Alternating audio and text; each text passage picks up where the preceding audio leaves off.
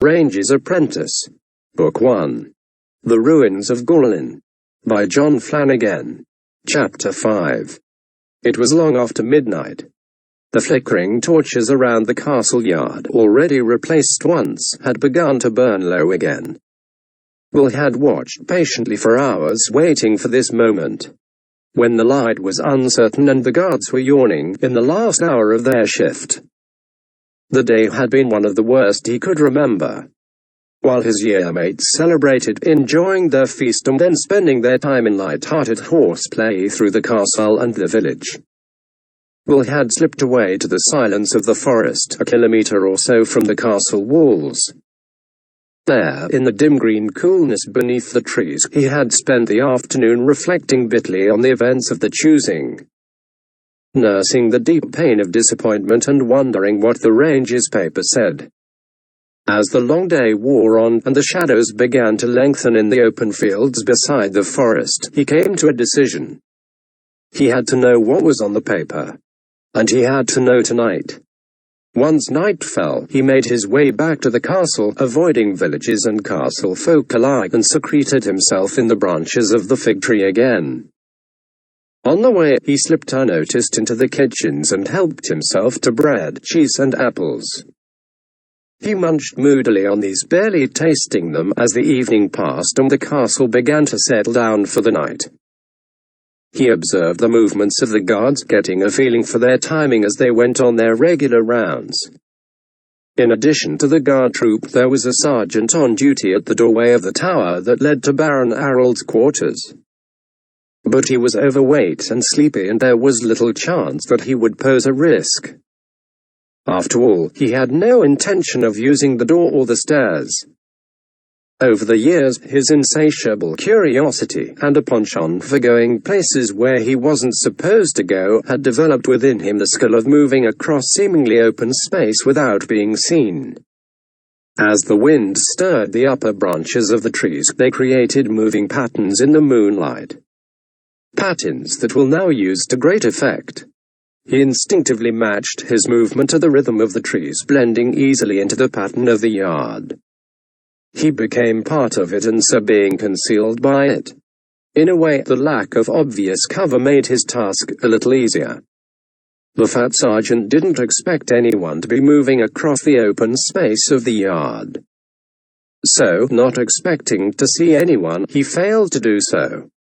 Breathless, Will flattened himself against the rough stone of the tower wall. The sergeant was barely 5 meters away and Will could hear his heavy breathing, but a small buttress in the wall hid him from the man's sight. He studied the wall in front of him, craning back to look up. The Baron's office window was a long way up and farther around the tower. To reach it, he would have to climb up, then work his way across the face of the wall to a spot beyond the point where the sergeant stood guard, then up again to the window. He licked his lips nervously. Unlike the smooth inner walls of the tower, the huge blocks of stone that comprised the tower's outer wall had large gaps between them. Climbing would be no problem. He'd have plenty of foot and handholds all the way up. In some places the stone would have been worn smooth by the weather over the years, he knew, and he'd have to go carefully. But he'd climbed all the other 3 towers at some time in the past and he expected no real difficulty with this one. But this time, if he were seen, he wouldn't be able to pass it off as a prank. He would be climbing in the middle of the night to a part of the castle where he had no right to be. After all, the Baron didn't post guards on this tower for the fun of it. People were supposed to stay away unless they had business here. He rubbed his hands together nervously. What could they do to him? He had already been passed over in the choosing. Nobody wanted him. He was condemned to a life in the fields already. What could be worse than that? But there was a nagging doubt at the back of his mind. He wasn't absolutely sure that he was condemned to that life. A faint spark of hope still remained. Perhaps the Baron would relent. Perhaps if Will pleaded with him in the morning and explained about his father and how important it was for him to be accepted for battle school, there was a very faint chance that his wish would be granted. And then, once he was accepted, he could show how his eagerness and dedication would make him a worthy student until his growing spurt happened. On the other hand, if he were caught in the next few minutes, not even that small chance would remain. He had no idea what they would do to him if he were caught, but he could be reasonably sure that it wouldn't involve being accepted into battle school. He hesitated, needing some slight extra push to get him going.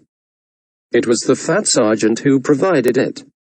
Will heard the heavy intake of breath, the shuffling of the man's studded boots against the flagstones as he gathered his equipment together. He realized that the sergeant was about to make one of his irregular circuits of his beat.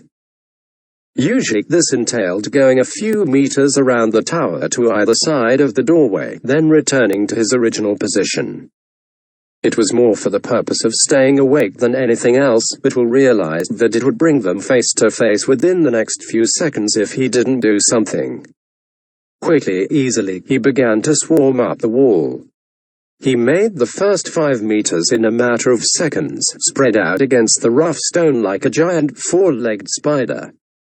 Then, hearing the heavy footsteps directly below him, he froze, clinging to the wall in case some slight noise might alert the sentry. In fact, it seemed that the sergeant had heard something. He paused directly below the point where Will clung, peering into the night, trying to see past the dappled, moving shadows cast by the moon and the swaying trees. But, as Will had thought the night before, people seldom look up. The sergeant, eventually satisfied that he had heard nothing significant, continued to march slowly around the tower. That was the chance Will needed. It also gave him the opportunity to move across the tower face so that he was directly below the window he wanted. Hands and feet finding purchase easily, he moved almost as fast as a man could walk, all the time going higher and higher up the tower wall. At one point he looked down, and that was a mistake. Despite his good head for heights, his vision swam slightly as he saw how far he had come and how far below him the hard flagstones of the castle yard were. The sergeant was coming back into view. A tiny figure when seen from this height. Will blinked the moment the vertigo away and continued to climb, perhaps a little more slowly and with a little more care than before.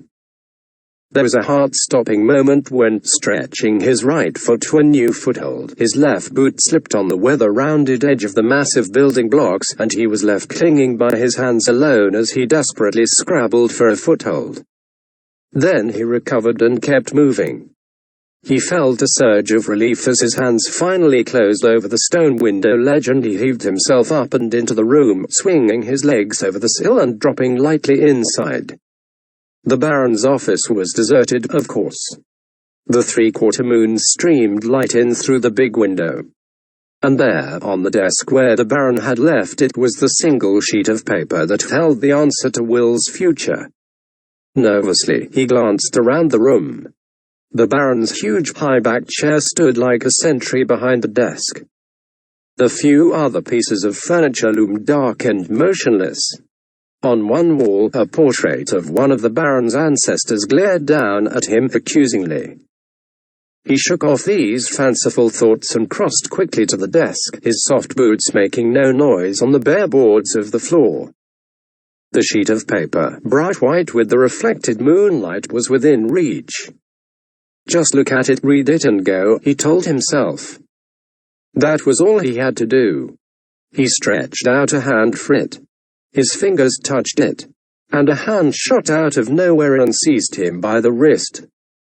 Will shouted aloud in fright. His heart leaped into his mouth and he found himself looking up into the cold eyes of Walt the Ranger. Where had he come from?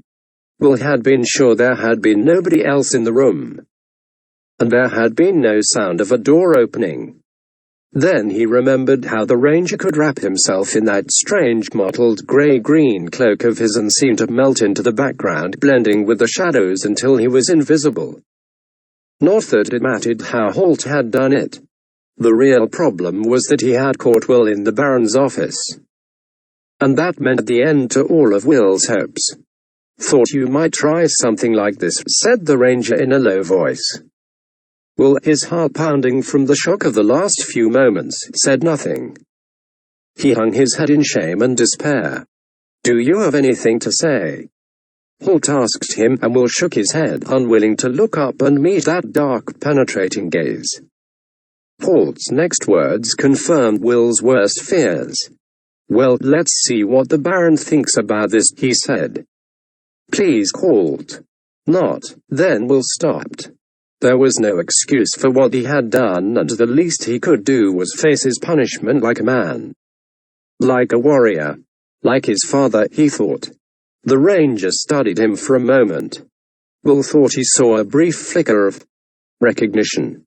Then the eyes darkened once more. "What did you say?" Holt said curtly. Will shook his head. "Nothing." The ranger's grip was like iron around his wrist as he led Will out the door and onto the wide, curving staircase that led up to the Baron's living quarters. The sentries at the head of the stairs looked up in surprise at the sight of the grim-faced ranger and a boy beside him. At a brief signal from Holt, they stood aside and opened the doors into the Baron's apartment.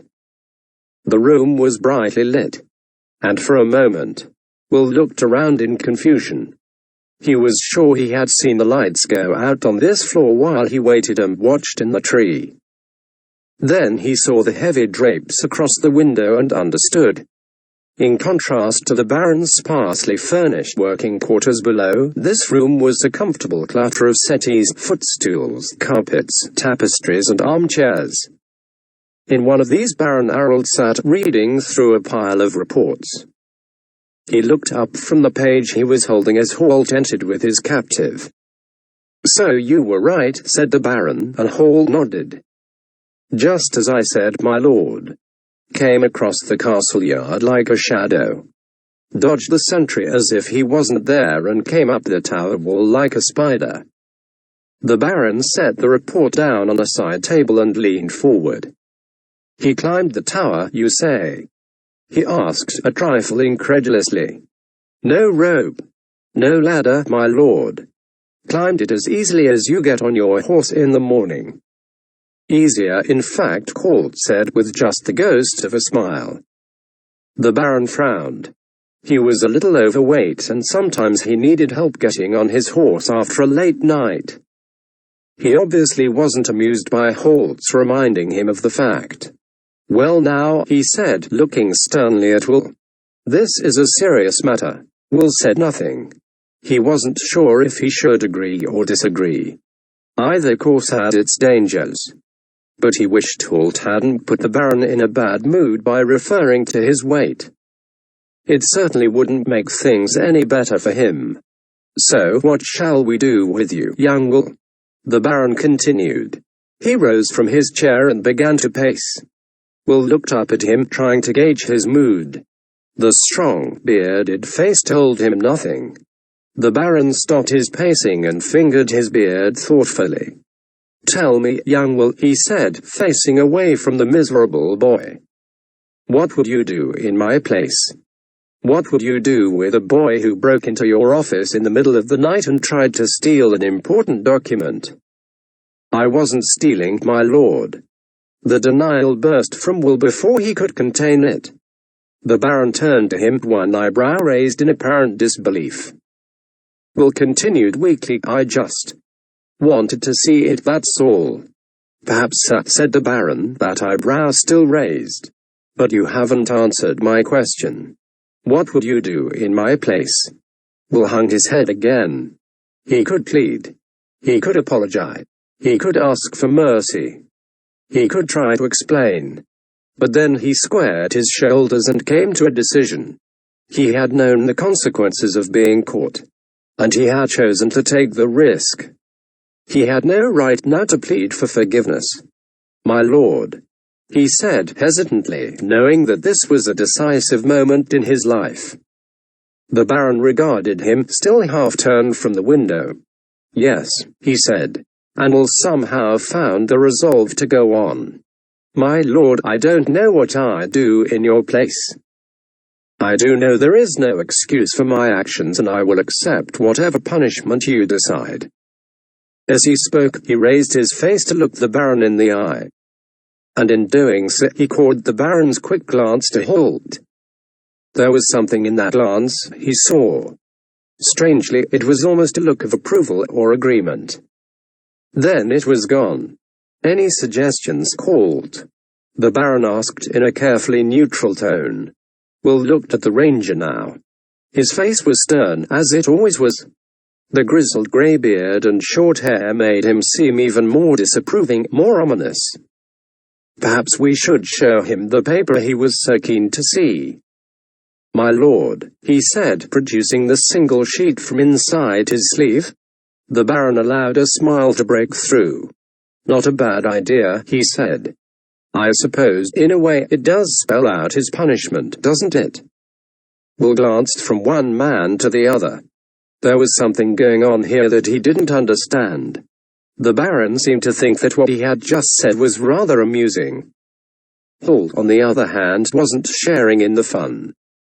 If you say so. My lord, he replied evenly.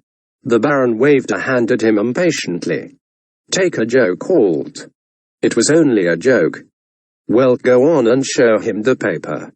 The ranger crossed the room and handed Will the sheet he had risked so much to see. His hand trembled as he took it. His punishment. But how had the Baron known he would deserve punishment before the actual event? He realized that the Baron was watching him expectantly. Halt, as ever, was an impassive statue. Will unfolded the sheet and read the words Halt had written there.